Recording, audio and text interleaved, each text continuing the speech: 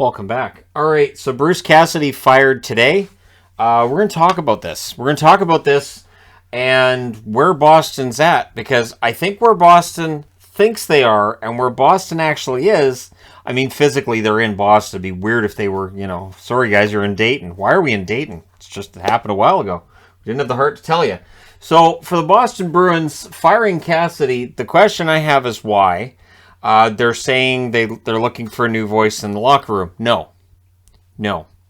Lou Lamoriello used that excuse. Don't need that out of Boston too. So next thing you know, they'll be doing future endeavors like a WWE thing. So Cassidy really came in and was a winner right away. 27 games when he came in relief of Claude Julien. Oh, we're doing this like a career video. Yeah. 27 games. They had an 18-8-1 record, 685 points percentage. Fantastic. This was a team that was going nowhere under Claude Julien, and Cassidy comes in and turned it right around. In the playoffs, though, they lost in the first round in 6. Decimated blue line against the Ottawa Senators. The Senators clearly wanted it more, and so Boston falls in the first round. No shame in that, though. Again, a lot of injuries they were fighting through. 2017-2018, his first full season behind the bench. In those 82 games, they finished with a record of 50, 20, and 12 for a points percentage of .683. So he drops slightly from the points percentage he had the year before over a full 82-game schedule. In the playoffs, 12 games, 5-7 record, and they lost in the second round against Tampa. Now, goal scoring wise, that was their best season under Cassidy. They were 6th in goals for, they were 3rd in goals against. The season he takes over, they were 13th in goals for and 8th in goals against. So there was a reason to think, hey, the Bruins definitely better under Cassidy, because they were. 2018-2019, 82 games, 49-24-9 record. Points percentage, paltry, .652. It's not paltry, it's excellent. Anyways, in the playoffs, they go all the way to the Stanley Cup final. They end up winning 15 games, which is great. The problem is it's 16 to win a Stanley Cup. They had 9 losses with that. So they make it to the finals. They lose in 7 games against St. Louis. That year, they were 11th in goals for, and they were 4th in goals against. And the debate we're having every single year is a simple one. Scoring depth. If you shut down that top line for the Bruins, they don't have enough scoring depth to overcome it.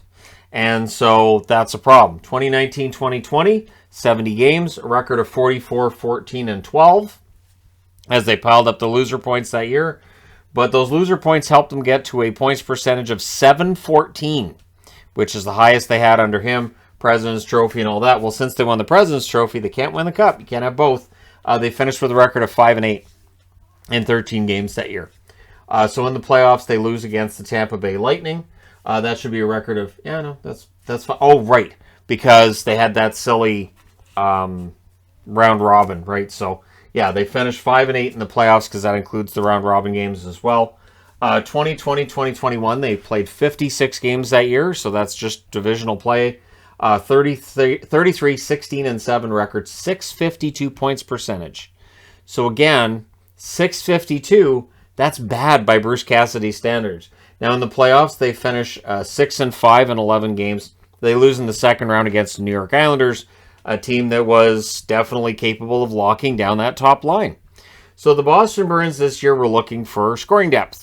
And so they signed Taylor Hall. Well, what happens is, in 82 games, they finished with a record of 51, 26, and 7. Points percentage, .652. So for Red Wings fans that are saying, hey, we'd like to have him in Detroit, I don't know. The lowest points percentage he can give you in a regular season is .652. I don't know. His highest, .714. That's a pretty good standard, though, right? So in the playoffs, they lose 4 out of 7. Well, if you lose 4 out of 7, you're out. They won all 3 games at home, and they lost all 4 on the road. And when you look at the overall numbers, so now we're going to get back into this part of the board here. When they lost against St. Louis, they were 11th in goal scoring, 4th in goals against. When they lost against Tampa, the 2019-2020 regular season, they were 9th in goals scored. They were 1st in goals against. Both of the last 2 seasons, they've been 4th in goals against. Their goal scoring 14th in the 2020-2021 season, 15th in the 2021-2022 season. Those are pretty good numbers. But the mediocre scoring is it comes back to the not having more than one line going. Now, at points this year, Boston had 3 scoring lines. The problem is those points didn't include the playoffs. Playoffs, we got back to not getting enough scoring. And really, honestly, to me, where you could tell Boston was failing was when Pastrnak gets thrown back onto the same line as Marchand and Bergeron. That's basically Cassidy saying, I give up. We're going to have them all together. We've got to do something now. So for the Boston Bruins, this is a team that next year is going to have challenges. There's no Marchand to start the season. There's no Grzelcyk to start the season. There's no McAvoy to start the season. And they're going to miss significant amounts of time. So the fact that Cam Neely has this quote today, there's a level of denial that I'm starting to see with the Boston organization, that I think what Bruce Cassidy's done is he's taken a team that on paper looks kind of mediocre. And I'm saying that as a Boston fan, that looking at this team, they're not remarkable. They're not remarkable on the blue line. They never replaced Krug properly. Krejci leaves. They never really replaced Krejci properly either. And I think that's what's starting to hurt them. What's going to happen in the offseason, though, is interesting because Bergeron's out there. Now, they only have $2.3 million in cap space for next year, according to Cap Friendly. I don't think Bergeron's playing for $1.5 million. There's other players they have to sign as well. Now, if you want to go down the conspiracy hole, go for it. Because with Marchand, Grzelcyk, and McAvoy out to start the season, that's going to buy the Bruins a bunch of cap space. But it's going to mean that they're not a very good team. So there's a trade-off there. Hey, guys, we got a lot of cap space. Of course, our team isn't very good, and once everybody gets healthy, we're going to have to waive Bergeron. That would not happen. Anyways, the issue that they're having, too, means that they may look to move a contract. So the ones that, to me, are kind of obvious, Charlie Coyle's an obvious one at $5.25 million until 2026. It's a lot of money. Coyle, there's a lot of heart with Coyle. There's not a lot of finish. And so if they decide to move Coyle, they're going to need to add a sweetener. They don't have a lot of sweeteners left to give. This is another problem the Bruins have had, where they've been trading the future in exchange for the present because they wanted to go on that one last run, and I think that's biting them a bit too. Taylor Hall has $6 million a season coming to him until 2025. If they decide to move a defenseman to get some cap space, it could be Forbort, it could be Riley, both of them making $3 million a year until 2024. But if they moved Riley, while they're still waiting for McAvoy and Grzelcyk to come back, that to me says rebuild. And I think Boston is in a place where I think they're going to need to go into a rebuild. I hope it's not San Jose level denial. I would hate to see San Jose level denial where this team gets off to a slow start next year and they're like, nope, we still believe in it, and then they try to add more pieces. But it is interesting because this is a team that's near the cap, right? And this is a team that's been near the cap. And this is despite guys like Pasta, Marchand, Bergeron taking less money to keep this team together. They're still up near the cap. And so we're into a situation now where they're not a team that's good enough to win a cup. This team has been built in such a manner that there it is in the cap space there to make the proper improvements. And they decided that's the coach's fault. Which, again, most Boston fans can't get there. We don't identify how this could be Cassidy's problem.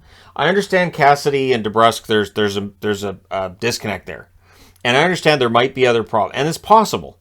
It's possible that we will hear things that we're not privy to at this point regarding the Boston Bruins and say, oh, that's why they got rid of him, because that player didn't get along with him, or there's this divide going on within the organization. It was him or this other player. But honestly, outside of DeBrusk, I really haven't heard anything regarding Boston players. And the regular season results speak for themselves. And again, I think this is a very good regular season team that then has their weaknesses exposed in the postseason. And that's really where I see this. And again, if we want to say, well, they need new voice in the locker room, yeah, they need more players who are capable of getting over the top. You look at the teams that are still playing hockey right now, and all of them have at least 3 or 4 dynamic players. And all of them have been capable of finding that depth scoring when they've needed it in the postseason. And for Boston, that just hasn't been the case very often throughout Bruce Cassidy's time. And, I mean, we can have the debate about whether or not that Game 7 loss against Carolina is on Cassidy. I don't see how. Again, they won everything at home. They didn't win on the road, so they needed those matchups, right? They were able to get away from Jordan Staal when they played at home. They weren't when they were on the road. They don't have a forward that I think has Jordan Staal's ability to shut things down, which is another thing with Boston. And again, I think if Don Sweeney was the one that the team had decided to part ways with, I don't think Boston fans would be nearly as upset by that as they are with the befuddlement we feel at seeing Bruce Cassidy. And keep in mind, this is a fan base in Boston that is willing to sacrifice any player to the gods of hockey in order to win a Stanley. Like, this is not a fan base that has shown a lot of loyalty to players throughout. They can be pretty brutal. I really haven't heard a lot of complaining about Cassidy. And if Cassidy lost the room, if Cassidy wasn't motivating this team, if he was the reason this team was losing, I think Boston fans would be pretty noisy about it. And I think there'd be a lot of celebrating that I haven't seen today regarding him leaving. Now, this is where it gets touchy. If you're going to look and say, well, clearly Boston needs to, blow it up and consider a retool or a rebuild. Yeah, they don't have a number 1 draft pick this year. They traded it. That's the number 22 pick. Not likely to be anybody who's NHL ready. But when you trade away first round and beyond draft picks regularly, you're injuring your ability to replenish this lineup with prospects. So they did keep their first round pick last year. They drafted Fabian Lysell. Everything I've heard regarding Lysell is that he's going to be a good player. He's going to be in Boston sooner than later, and that's good news. But in 2020, they traded their number 27 pick, goes to Anaheim. They draft Jacob Perreault. And Perreault, whether he's going to be an NHL player, whether he isn't, I think Anaheim's relatively happy with their depth of prospects. And we'll see whether or not Perreault makes their lineup, say, next year. 2019, they kept their pick. They drafted John Beecher. He's been signed. He played 9 games in Providence. Had a worrying -7, but it's Providence. Providence did not have a great season, which maybe that's why they fired Cassidy, because look at Providence. What are you doing? Cassidy did coach Providence. Maybe he was supposed to watch what was going on with both. 2018, they traded their draft pick in the first round. That was number 26. That was Jacob Bernard Docker, meaning that if you get a number 1 draft pick from Boston, you have to draft somebody named Jacob. That's just the rule. Or Boston just doesn't like guys named Jacob, and so they had a psychic reading and knew they were going to draft somebody named Jacob and went, no Jacobs in this locker room. No idea. 2017, their first round pick was Urho Vakanainen. I don't know what the upside's going to be with Vakanainen, but it won't be in Boston because they've traded him too. So, of their last 6 draft picks, 3 of them have been traded before the draft. 1 of those draft picks has now been traded, and the other 2 have not made their debut in the NHL yet. And there's debate about what Beecher's ceiling is, and with Fabian Lysell, we just don't know. Beecher, I don't think, has a lot of top 6 potential, but again, we'll see, right? And there's been some missteps along the way. Trent Frederick has not become what I think they'd envisioned when they drafted him either. But when you look at their contract situation, the other worrying thing is Pasternak's up next year. So if Boston has a really rough year, if let's just say Bergeron doesn't come back, let's say he retires, what's Pasta going to want then? And Jeremy Swayman's a restricted free agent next summer. I think he's due for a big season. Now, whether or not that's behind the teams in the playoffs or not remains to be seen. But I think Swayman's the kind of goaltender who, he might be better off being busier. So if this blue line is Swiss cheese, and it looks like it could be, might benefit him a little bit. And then you've got the Lindholm and McAvoy contracts, which run till 2030. The acquisition of Hampus Lindholm, that huge extension they gave him, means that in Boston's eyes, they're close. In Boston's eyes, they are contenders. The reality is they need a depth scoring. So there's definitely, I'm getting this feeling of Joe Pavelski with this. San Jose brings in Erik Karlsson. They sign Erik Karlsson to a long-term extension. They lost Pavelski. Boston signs Lindholm to this long-term extension. What's going to happen with Bergeron? With that $2.3 million in cap space, with everybody healthy, who goes? So are they sacrificing parts of this team in acquiring Lindholm? And does that hurt them further? Do they get better? Neely's quote today, I thought, was telling.